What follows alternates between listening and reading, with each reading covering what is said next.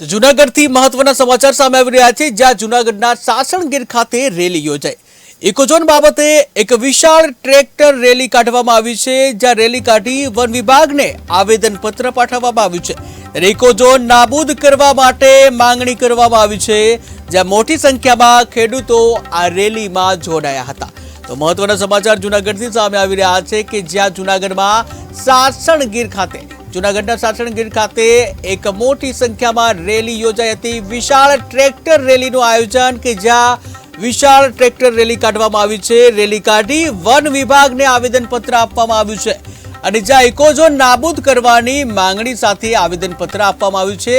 આ સાથે જ મોટી સંખ્યામાં ખેડૂતો ટ્રેક્ટર લઈ આ રેલીમાં જોડાયા હતા। મહિલાઓ પણ આ રેલીમાં ઉપસ્થિત જોવા મળી રહી છે। તમે ટીવી સ્ક્રીનના દ્રશ્યો જોઈ રહ્યા છો કે જ્યાં મોટી સંખ્યામાં ખેડૂતો સાથે મહિલાઓ પણ જોવા મળી છે કે જ્યાં મોટી સંખ્યામાં ટ્રેક્ટર રેલી જોવા મળી હતી। વિશાળ ટ્રેક્ટર રેલીમાં ખેડૂતો સહિત ગ્રામજનો પણ જોવા મળ્યા હતા। ઉલ્લેખનીય છે કે ઇકોઝોનને લઈને છેલ્લા ઘણા સમયથી આમ આદમી પાર્ટી દ્વારા વિરોધ કરવામાં આવી રહ્યો છે। ઠેર ઠેર આવેદનપત્ર આપવામાં આવે છે, વિશાળ રેલીઓ પણ કરવામાં આવે છે। ત્યારે ફરી એકવાર આમ આદમી પાર્ટી જે છે કે જ્યાં ટ્રેક્ટર રેલીનું આયોજન કરવામાં આવ્યું છે જૂનાગઢ સાસણગીર ખાતે ઇકોઝોન બાબતે જે આવેદનપત્ર આપવામાં આવ્યું છે, જ્યાં ઇકોઝોનને નાબૂદ કરવામાં આવે તેવી માંગણી કરવામાં આવી છે। ત્યારે મોટી સંખ્યામાં ખેડૂતો જોડાયા હતા, મહિલાઓ પણ જોડાઈ હતી કે જ્યાં ગામે ગામથી ટ્રેક્ટરો સાથે ખેડૂતો અને મહિલાઓ મોટી સંખ્યામાં ઉમટી પડી હતી।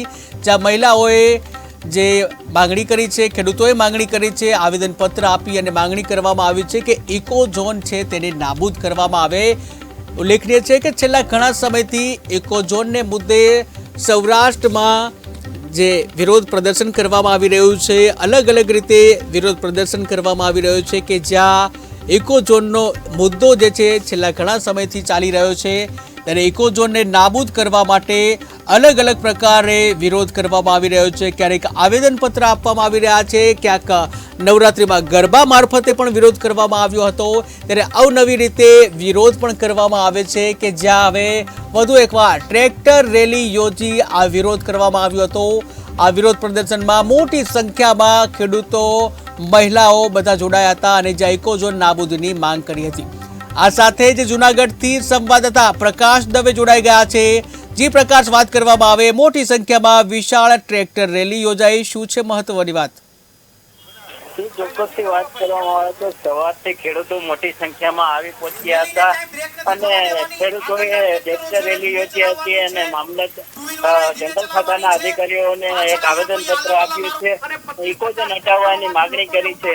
મોટી સંખ્યામાં આ તકે ખેડૂતો અને રાજકીય આમ આદમી પાર્ટીના અગ્રણીઓ સહિતના લોકો ઉપસ્થિત રહ્યા હતા અને ખેડૂતોએ પોતાની માંગ તાત્કાલિક સંતોષવામાં આવે તેવી માંગ કરી હતી અને ઇકોઝોન આ વિસ્તારમાં હટાવવામાં આવે તેવી માંગને વળગી રહ્યા હતા અને નકર આ પ્રશ્ને જલદ આંદોલન કરવામાં આવશે તેવી પણ રજૂઆત કરી છે। જી પ્રકાશ, વાત કરવામાં આવે કે ઇકોઝોન હટાવવાની માંગણી છેલ્લા ઘણા સમયથી ચાલી રહી છે, જ્યાં વધુ એકવાર વિશાળ ટ્રેક્ટર રેલીનું પણ આયોજન કરવામાં આવ્યું।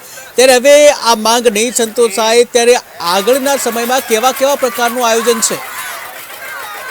ચોક્કસથી હાલ તો ખેડૂતોનો જે વિરોધ છે એ ઉગ્ર વિરોધ છે અને આજે આવેદનપત્ર પણ અપાયું છે। ત્યારે હવે આગળની રણનીતિ છે તેવું નક્કી કરશે અને આજે એકઠા થયા છે ત્યારે ગોપાલ ઇટાલિયા સહિત આમ આદમીના પ્રદેશ અગ્રણીઓ સહિતના કોંગ્રેસના જે પ્રદેશ ઉપપ્રમુખ સહિતના લોકો ઉપસ્થિત રહ્યા હતા।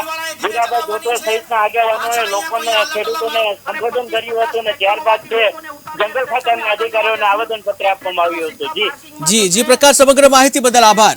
જૂનાગઢના સાસણગીર ખાતે વિશાળ ટ્રેક્ટર રેલીનું આયોજન કરવામાં આવ્યું। વિશાળ ટ્રેક્ટર રેલી યોજી આવેદનપત્ર આપવામાં આવ્યું છે, જ્યાં રેલી કાઢી વન વિભાગને આવેદનપત્ર પાઠવવામાં આવ્યું છે। ત્યારે મોટી સંખ્યામાં ખેડૂતો જોડાયા હતા, જ્યાં તેઓની માંગ છે ઇકોઝોન નાબૂદ કરવામાં આવે। જો ઇકોઝોન નાબૂદ કરવામાં નહીં આવે તો આવનાર સમયમાં આંદોલન કરવાની પણ ચીમકી ઉચ્ચારાઈ છે।